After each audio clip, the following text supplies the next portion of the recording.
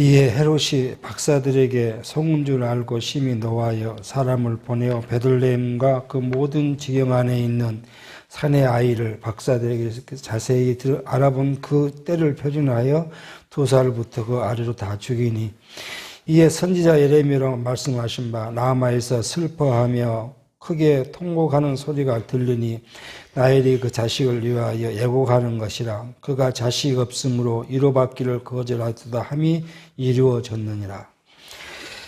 우리는 지금 이제 신약성경 마태복음을 지금 이제 살펴갑니다. 마태복음을 이제 우리가 보면 네 단위로 나누어 볼 수 있겠습니다.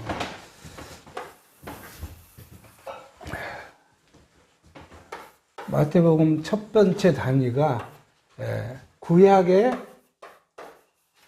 그 언약대로 오신 예수, 이제 구약의 언약을 성취하신 예수, 이렇게 이제 뭐 다른 말로 하면 쉽게 신 예수, 이렇게 이제 살펴볼 수 있고, 그 다음에 한 가지는 이제 선지직을 통한 이제 성취, 그리고 이제 왕직을 통한 성취, 그리고 이제 제사직을 통한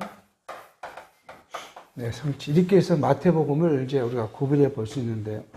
앞에 우리가 이 말씀은 뭐냐 그러면 이미 앞에서 우리가 1장 1절부터 우리가 살폈던 것이 뭐죠?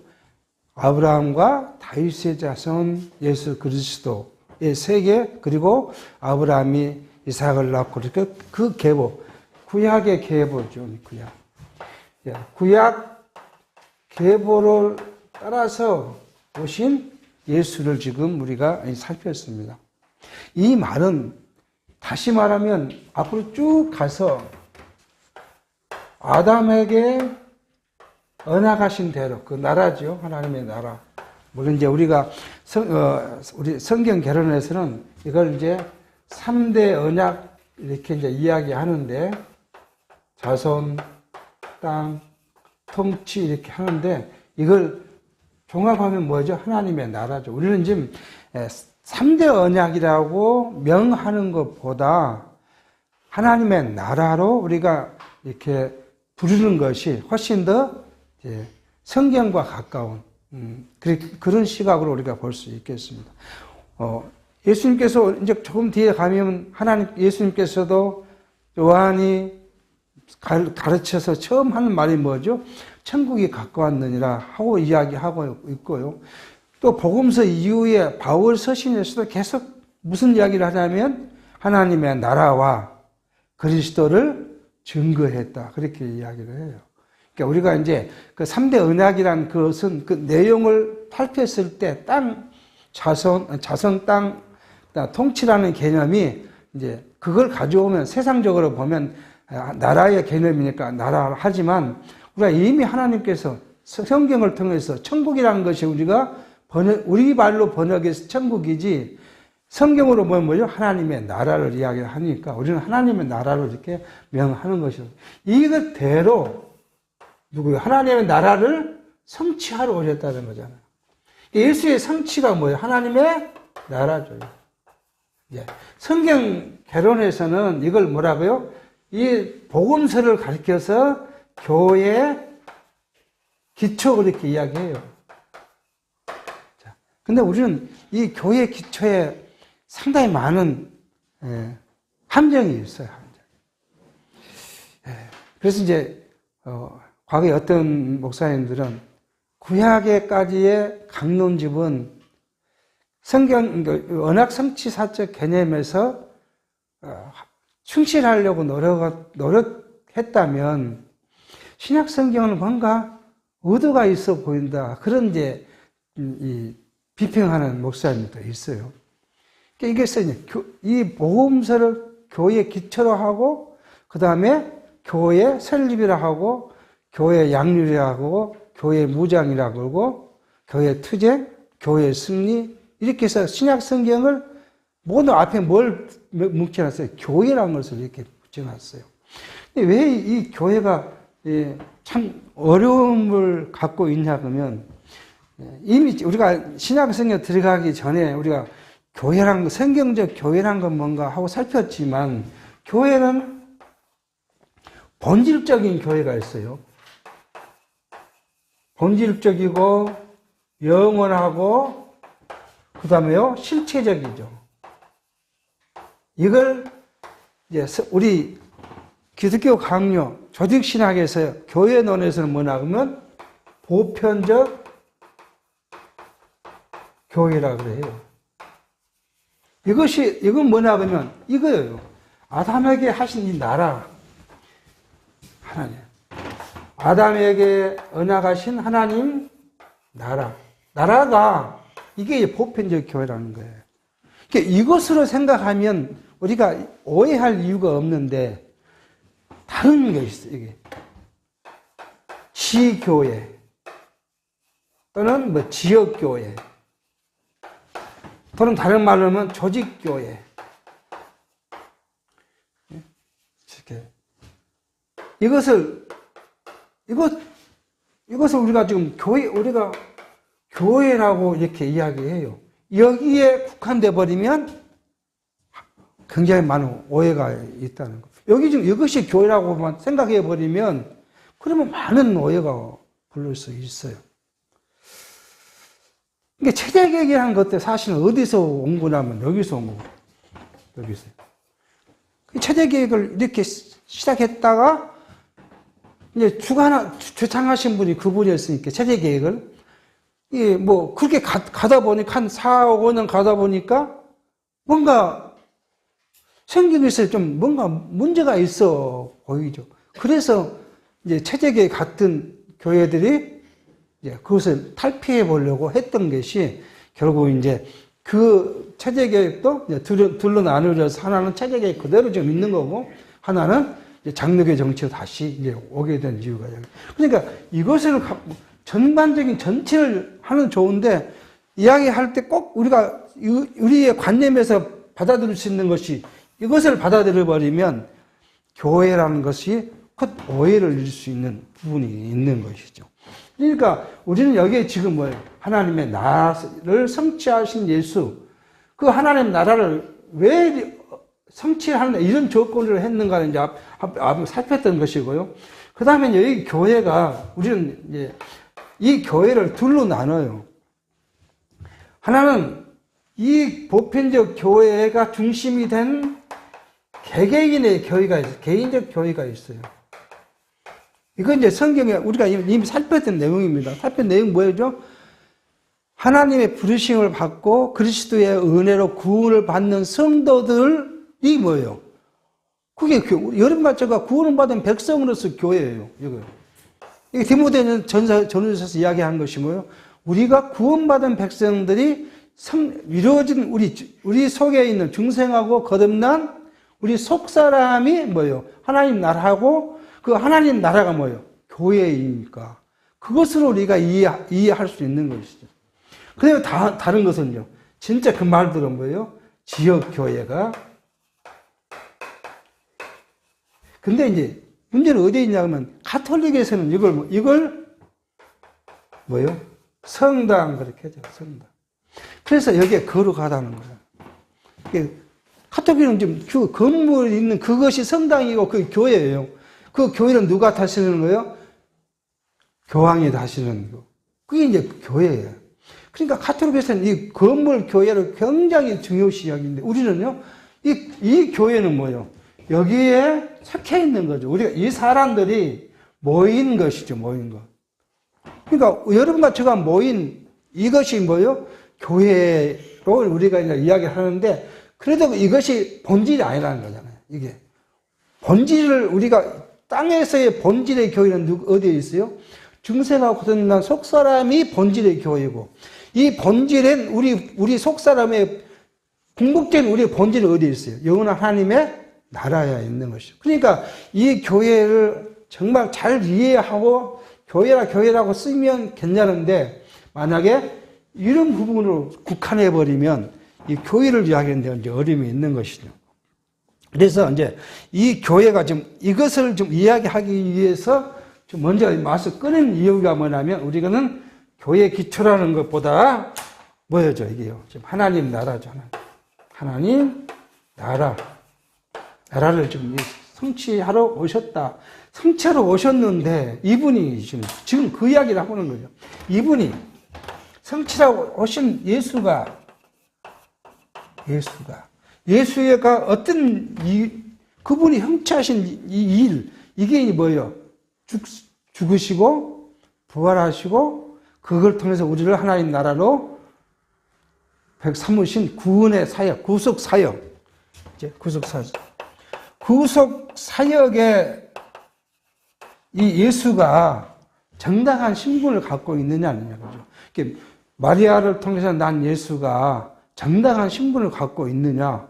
그 신분을 이야기하기 위해서 마태복음에 지금 이야기를 합니다. 자, 그렇죠. 마태복음에 쓰면 거예요. 이분은 지금 왜 정당하냐 그러면 구약 때 언약대로 성취를 하셨다. 그러니까 이분의 이 신분이 예수란 마리아로부터 난 예수가 정당한 신분을 갖고 있다. 근데 그분이 또 이것뿐만 아니라 뭐라고 했다고요? 구약의 그 하나님의 나라, 다윗의 나라가 갖고 있는 특징적인 것이 뭐가 있어요? 선지직이 있고요. 그 하나님이 망하신 왕이 있고, 그리고 하나님께서 모세를 통해 약속하신 제사를 통해서 그 백성을 온전히 세운 그 일을, 그것이 다윗 왕국의 특징적인 삼직이에요. 그 삼직대로 오셨다. 그래서 이제 마태복음에서는 선지직을 이야기하고 있고, 왕직을 이야기하고 있고, 제사직을 이야기하고 있는. 그냥 예수가 또 하늘에 떨어져 가던 선지자라는 것이 아니라 구약의 하나님의 나라, 다윗 왕국이 갖고 있는 삼직. 그러니까 현재 우리나라는 삼권 분립이니까 뭐 있어? 대통령직이 있고, 대법원장이 있고, 그 다음에 국회의장이 있고, 그렇게 하듯이 하나님의 나라, 다윗 왕국에는 선지직, 왕직, 제사직이, 그게 동일한 직이에요, 그게. 그럼으로써 예수가 그 삼직을 갖고 와 있으므로 구속 사역을 한 예수의 신분은 뭐예요? 그리스도다. 그죠? 그래서 이게 뭐예요? 그리스도를 증거하는 거예요. 증거합니다. 자, 그 앞에 지금 예수를 지금 이야기하고요. 예수가 어떤 일을 이미 살폈어요. 처음에는 뭐요? 이 구약의 예언대로 왔고요. 두 번째는요, 예수의 출생으로 지금 우리가 출생을 했는데 예수가 뭘로 왔어요? 처녀의 몸으로 왔다. 이미 처녀의 몸으로 온 거 제가 살폈죠. 이사야가 처녀의 몸에 날 것이라고 했으니까 그래서 예수께서 처녀의 몸으로 왔어요. 근데 이 처녀의 몸으로 온 것에 대해서 또 구속사에서는 그렇게 설명을 하지 않아요. 구속사들은 어디에 지금 영향을 받고 있냐 그러면 카톨릭의 영향을 받아가지고 예수는 하나님의 아들이니까 어떻게 해야 돼요? 무해야 돼요. 죄가 없어서야 돼요. 죄가 없어야 되니까 예수는 누구로 나면 안 돼요? 남자와 여자의 부정부위로 나면 안 돼요. 그러니까 어디서 왔다고요? 겨누지 않는 처녀의 몸에서 왔다고 그렇게 이야기를 해요. 그 말이 안 되는 이야기잖아요. 처녀가 일어났다는 건 말이 안 되잖아요. 우리는 뭐요? 이미 이사야 선지자가 처녀의 몸으로 나는 자가 누구예요? 그리스도라 라고 예언을 했으니까 그 예언을 성취하기 위해서 예수께서 처녀의 몸으로 왔는데 인간의 방법으로는 처녀의 몸으로 알 수 없지만 뭐라고요? 성령께서 잉태하게 하셔서 나오셨다고 이미 약속한 걸 우리가 살폈습니다. 다음에 또 예수가 그리스도 메시아라는 것이 뭘로 증명을 해 줬냐 그러면 태어난 곳, 그죠? 태어난 곳. 예수는 어디에 살고 있었냐 그러면 나사렛에 살고 있었어요. 요셉과 마리아가 그쪽에 살고 있었어요. 그런데 호적을 하라는 그런 명령을 받고 베들레헴으로 갔어요. 베들레헴에서 그래서 태어났어요. 그런데 이 베들레헴에 태어난 것은 뭐예요? 미가 선지자로 이미 베들레헴에서 태어날 것을 약속했기 때문에 그 모든 역사 과정이 뭐예요? 그 베들레헴에 태어날 수 있도록 역사를 하나님이 주관하셨다는 그 이야기를 우리가 이미 살폈습니다. 그리고 이제 다음으로 우리가 살핀 것이 뭐냐 그러면 예급으로 이제 내려가는 거예요. 오늘 지금 우리가 살펴갑니다. 지난주에 우리가 살폈지만 13절에 이 요셉에게 하나님께서 현명해서 어디로 가라고요? 예굽으로 도망가라, 피란을 가라고 이야기를 했고, 이 말씀대로 예굽으로 갔습니다. 그게 뭐예요? 이미 하나님께서 그것도 또한 하나님 예언했는데, 호세아 선지자로 이스라엘에 어렸을 때 내가 사랑하여 내 아들을 예굽에서 불러냈다고 언약하신 대로 예수께서 어디요? 예굽으로 피난해 갔다. 그렇게 지금 이야기를 합니다. 이것이 사단의 권세는 구약에서는 아담을 무너뜨린 후에 하나님의 계보 족보를 끊으려고 했는데, 신약에서는 누구를요? 예수 그리스도를 죽여서 끝내려고 합니다. 그러나 하나님께서 그 예수 우리와 함께 하신 임마누엘 하나님께서 그를 보호하셨는데, 이 보호가 누구를요? 교회를 보호할 것에 대한 약속이기도 합니다.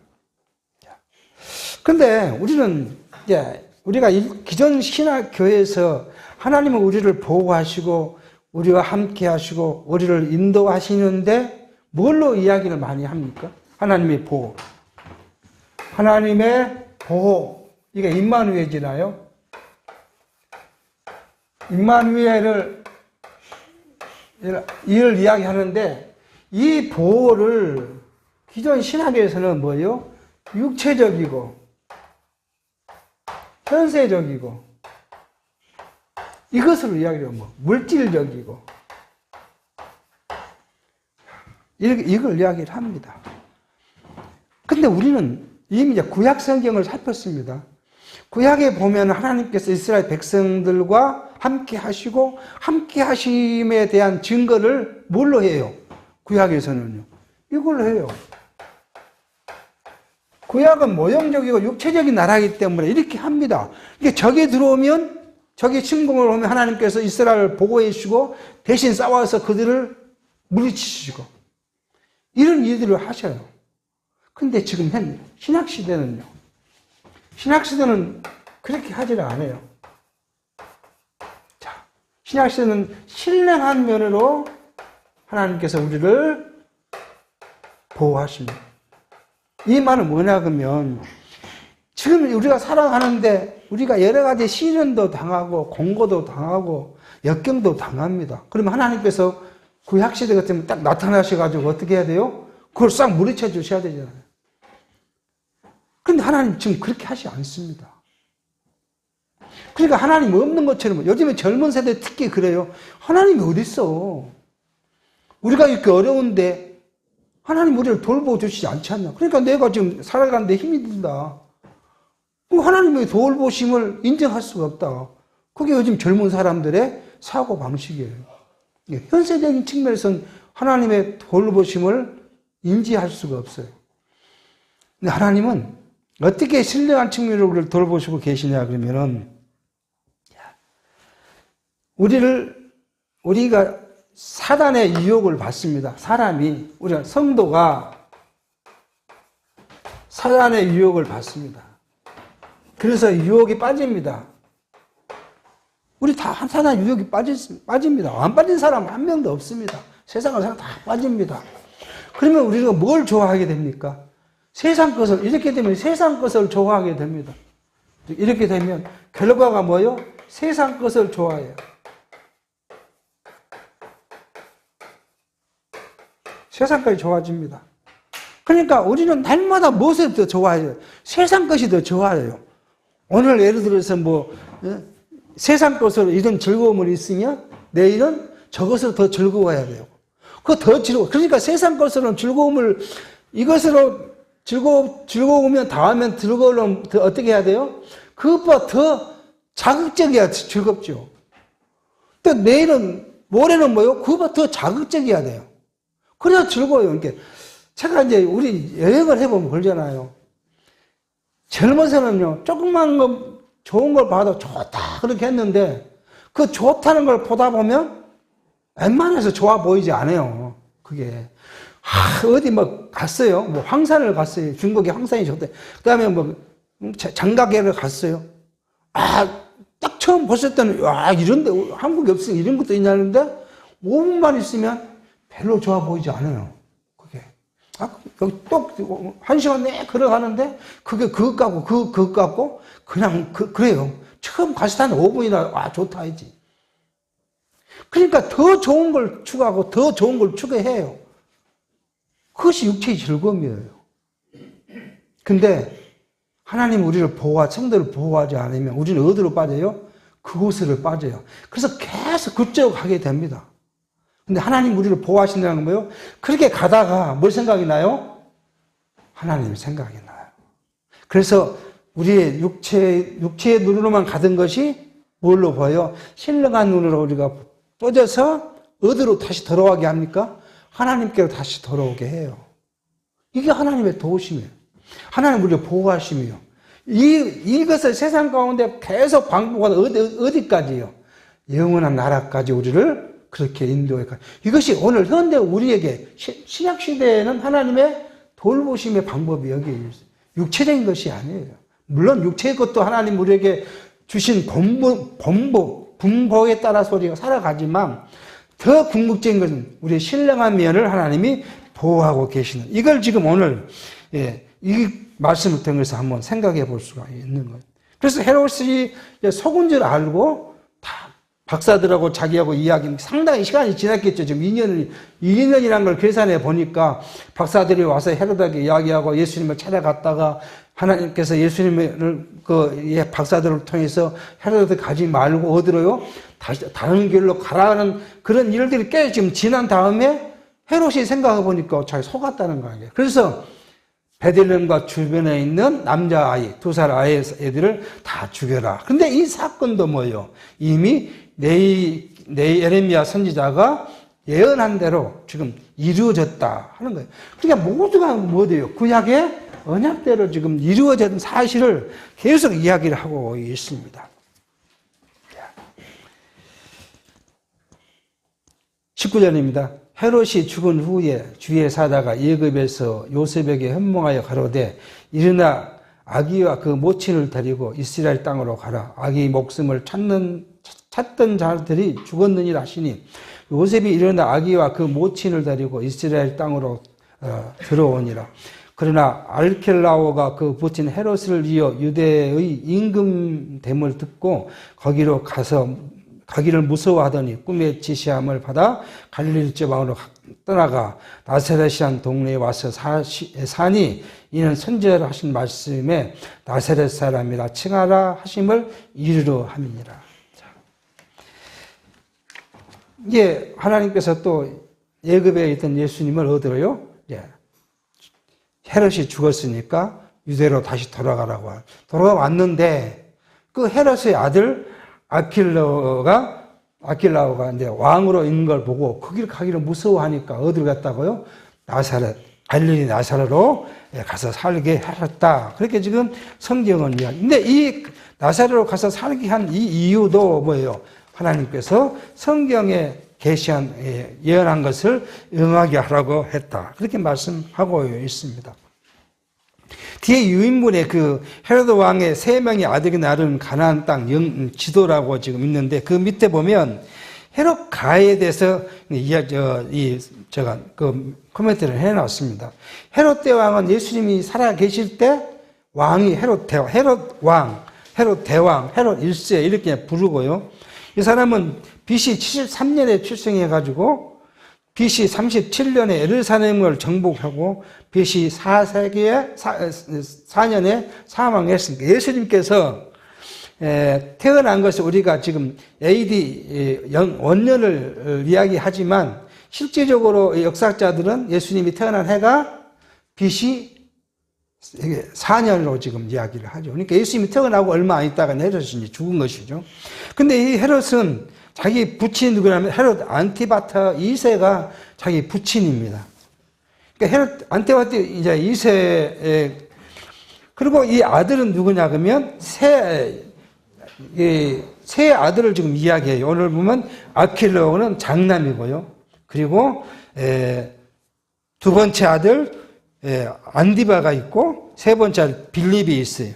근데 이 말고 또 이복 형제들이 여러 명이 있어요. 그러니까 여기 지금 헤롯 빌립 2세라고 한 것은 다른 곳에 있는 헤롯의 아들 빌립과 구별을 하려고 빌립 2세라고 성경은 그렇게 이야기를 하고 있습니다. 근데 헤롯의 첫 번째 아들 알켈라오가 어디 지방을 지금 다스리고 있었냐 그러면 유대, 사마리아, 이두메 지역을 지금 다스리고 있어요. 그러니까 여기에 베들레헴이는 어디에 있어요? 이곳에 속해 있으니까 여기 와서 이 지역이 뭐예요? 알켈라오가 다스리는 지역이기 때문에 이곳에 사는 것을 예수님의 부모님들이 무서워했다. 그래서 어디로 가라고요? 갈릴리로 가라고 했다. 이 갈릴리는 누가 다스리는 거예요? 헤롯 안디바가 다스리는 것입니다. 그리고 이제 그 후에 이드레와 빌립의 형제는 헤롯 빌립이 이제 가이사랴 빌립보 지역은 누구나 빌립이 이제 다스리는 지역이죠. 이런 지역 이게 성경은 분명한 역사적 사실이라는 것을 제가 지금 역사를 통해서 우리가 살펴볼 수 있는 것인데요. 자, 이 헤롯 갈릴라오가 왜 두려워했냐 그러면 자기 헤롯 갈릴라오가 왕위를 계승할 때 이 왕위 계승을 반대한 사람들이 있어서 이 반대한 사람들을 3,000명을 다 학살해버리는 그런 잔혹한 왕이었습니다. 그러니까 이렇게 잔혹한 왕이 있고 아버지가 죽이려 했던 예수 그리스도 예수님을 아들도 역시 그를 죽이려 했을 거예요. 그러니까 그를 두려워하고 이제 갔는데 이때 이 갈릴리를 그 사람들이 이제 죽였습니다. 살해당했어요. 그래서 이 지역을 누가 했냐면 우리 성경에 계속 나오는데 누가 예수님을 재판한 사람이 누구죠? 총독 빌라도잖아요. 빌라도가 여기에 총독으로서 이 갈릴리 땅을 다스렸던 사실을 우리가 볼 수가 있습니다. 그런가 하면 이 헤롯의 탄생 과정을 보면 우리가 기원전 136년, BC 36년에 이스라엘이 로마로부터 독립운동을 합니다. 독립운동. 이 독립운동을 할 때, 이 독립운동을 하는 이 왕가가 누구냐면 하몬스가 이 평민이에요. 다윗 왕가가 아니에요. 이 사람들이 그 독립운동을 해서 다스리면 왕이 돼요. 이스라엘 왕이 됩니다. 그런데 하몬스가 1대, 2대, 3대를 가면서 한 140년 정도 다스리는데 그때 네 분이 나요. 네 분이 날 때 누구예요? BC 63년에 로마 이 장군 이 폼페이가 와서 유다를 점령합니다. 이 점령할 때 이때 바로 이 헤롯 왕의 아버지가 거기에 공을 세우고 같이 왔고 그렇게 해서 그거의 행정장관, 지금은 유대 행정장관이 됐어요. 그러니까 이제 권력을 쥔 거죠, 권력을. 그리고 이 안티파테르가 로마에 충성을 합니다. 충성을 해서 결국 누구요? 황제로부터 유대 나라를 다스리는 왕권을 이제 부여왔습니다. 그래서 헤롯이 아버지 뒤를 이어서 왕위가 된 사실을 우리가 이제 이야기를 합니다. 우리는 이런 역사 속에서 역사를 살필 때 그냥 역사만 이야기한 것이 아니라 그 역사와 예수님의 탄생과를 이렇게 결부해 보면 역사의 주관자가 누구시라고요? 하나님이신 것을 우리가 분명하게 알 수 있어요. 그러니까 역사도 하나님이 예수님의 탄생과 예수님의 어린 성장 과정과 이것을 그대로 구약의 언약대로 성취를 하기 위해서 역사를 그렇게 주관하시고 역사 속에 그런 일들을 만들어 놓고 그리고 이루어 가시는 하나님의 그 놀라운 섭리를 우리가 살펴보게 합니다. 그런데 성경에 이렇게 이야기하잖아요. 성경에 말씀하시기를 뭐라고요? 나사렛 사람이라 그 이야기잖아요. 내가 나사렛 사람이라 칭하리라 하심을 이루함이라. 그렇게 지금 이야기를 합니다.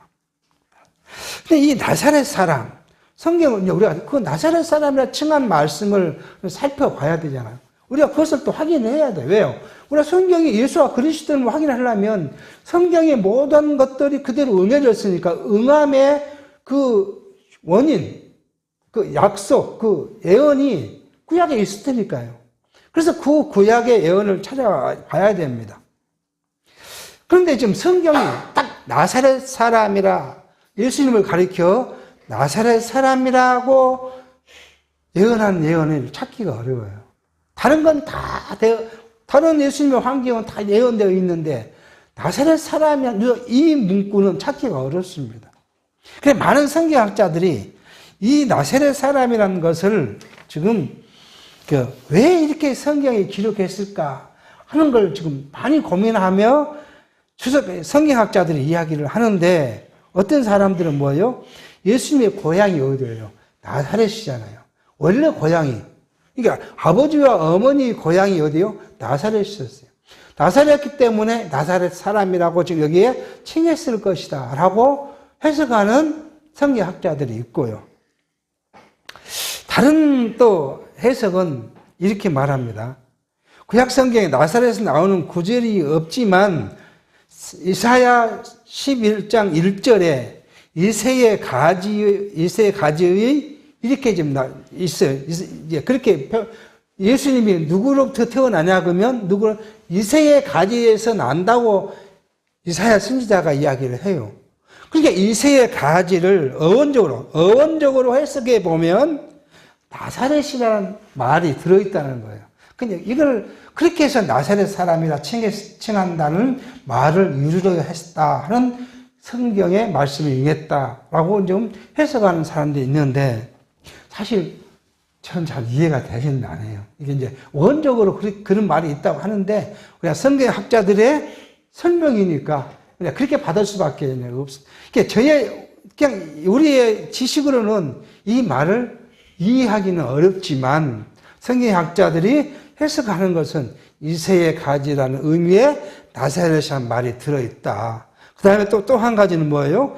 예수님께서 원래 고향이 나사렛이었기 때문에 나사렛이라는 칭함을 그냥 이루려 하셨다라고 우리가 이제 이해한다. 이렇게 성경을 보고 말씀을 이제 넘어갈 수 있겠습니다. 자, 그러고 나면은 두 번째는 이제 예수님의 출현입니다. 1장과 2장에서는 1장에서 2장까지고 3장에서 4장에서는 예수님의 출현. 출현이라는 건 뭐예요? 여기는 출생이고 출현. 출현이라는 건 뭐예요? 예수님이 세상에 자기를 나타낸 것을 지금 이야기하죠. 나타내는 것을 통해서 예수님을 그리스도인 것을 우리가 지금 이야기를 하게 합니다. 마태복음 3장과 4장은 십자가의 죽음으로 자기 백성을 구원하여 하나님 나라 백성을 삼으신 예수가 구약에 은하가신 메시아 곧 그리스도심을 3장에서는 누구를 통해서요? 세례 요한을 통해서. 3장은 세례 요한을 통해서. 요한이 예수님을 그렇게 증거하죠. 그리고 4장은 누가 예수님 자신이 예수님께서 자신이 뭐예요? 시험을 받으시고, 그죠? 하나님께 시험을 받으시고, 이런 일들을 통해서 예수가 그리스도이심을 증거하실 것입니다. 자, 이 말씀은 이제 3장 1절부터는 다음 시간에 살피도록 하겠습니다. 기도하겠습니다. 하나님 아버지, 오늘도 예수님께서 우리를 위하여 대속 사역을 하셨는데 그 대속 사역은 예수의 신분이 구약에 언약하신 메시아이심을 우리가 구약 성경을 이루시는 예수 그리스도를 통해서 확인해 갑니다.